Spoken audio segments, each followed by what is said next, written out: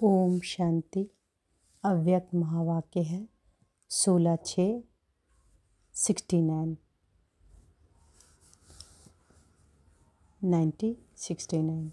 बड़े से बड़ा त्याग, अवगुणों का त्याग। सभी किस रूप में, स्वरूप में बैठे हो?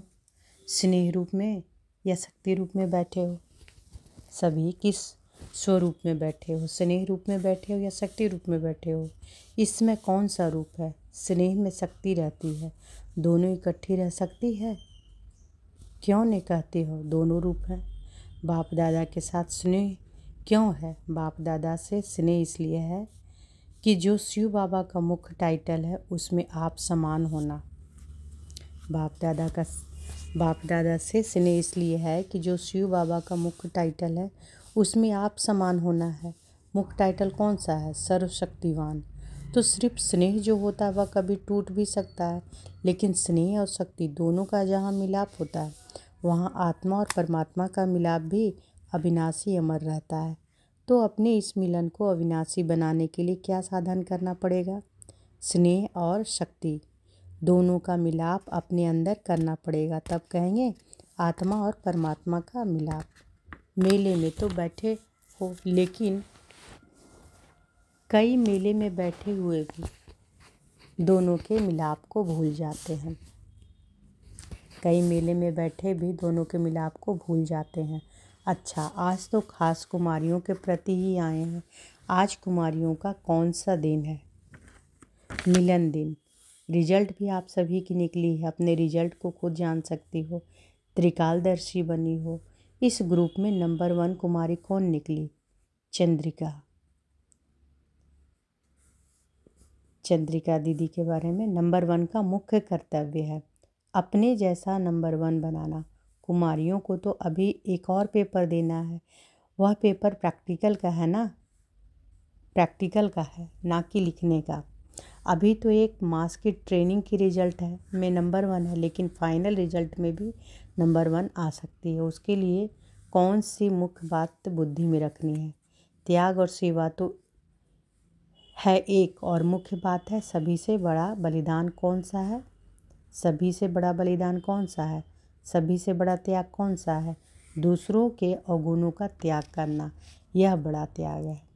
सभी से बड़ा बलिदान कौन है और सभी से बड़ा त्याग कौन सा है?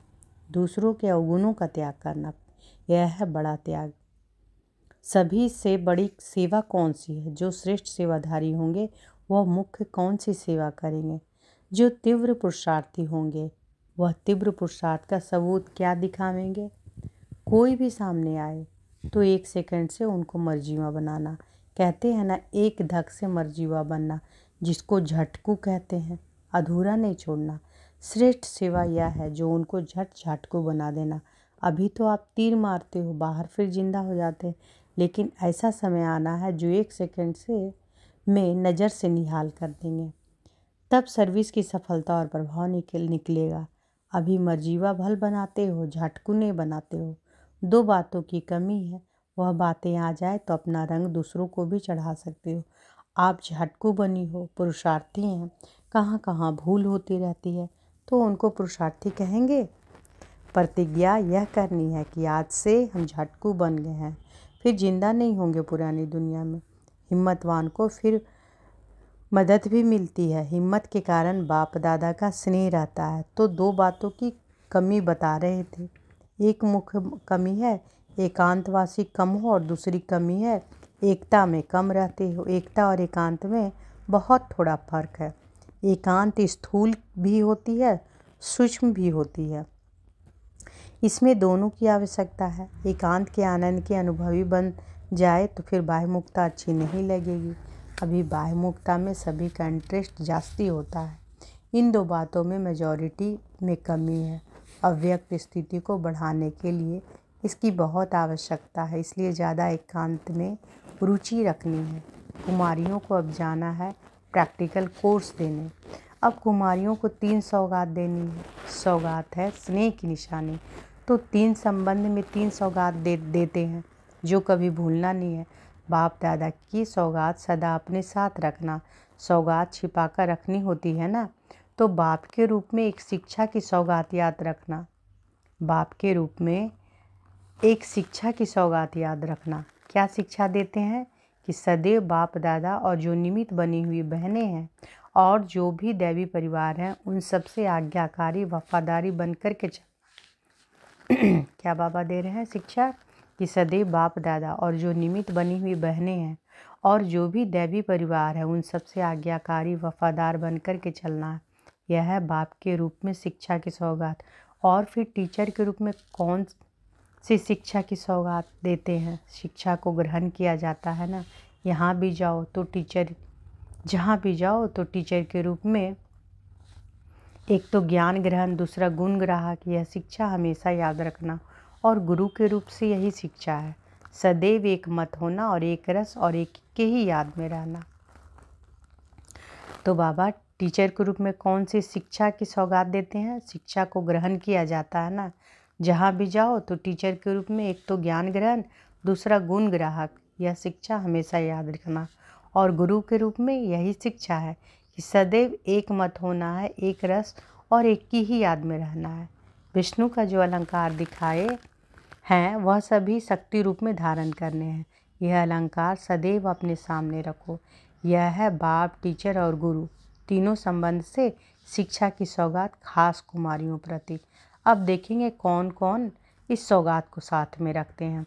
वह लोग भी रिफाइंड बॉम्ब्स बना रहे हैं ना, तुमको भी अब रिफाइंड बम्स गिराने हैं। चीटी मार्ग की सर्विस बहुत है कि बम गिराने से झट सफाई हो जाती है, तो विशेष आवाज़ फैलाने की सर्विस करनी है, उसको बम गिराना कहते हैं, है ना।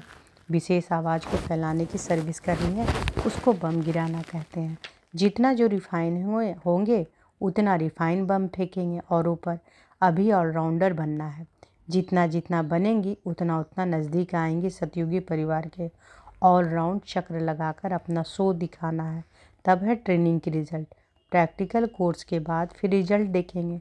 अभी फिर 1 मास के बाद मधुबन में आओ तो अकेले नहीं आना है, अभी ट्रेनिंग पूरी नहीं है, प्रैक्टिकल अभी है। अकेला कोई को लौटना नहीं है, कोई ना कोई का पंडा बनकर आना है, यात्री ले आना है। बाप दादा की इन कुमारियों में बहुत उम्मीद है। उम्मीदवार रत्नों को बाप दादा नैनों में समाते हैं। अच्छा।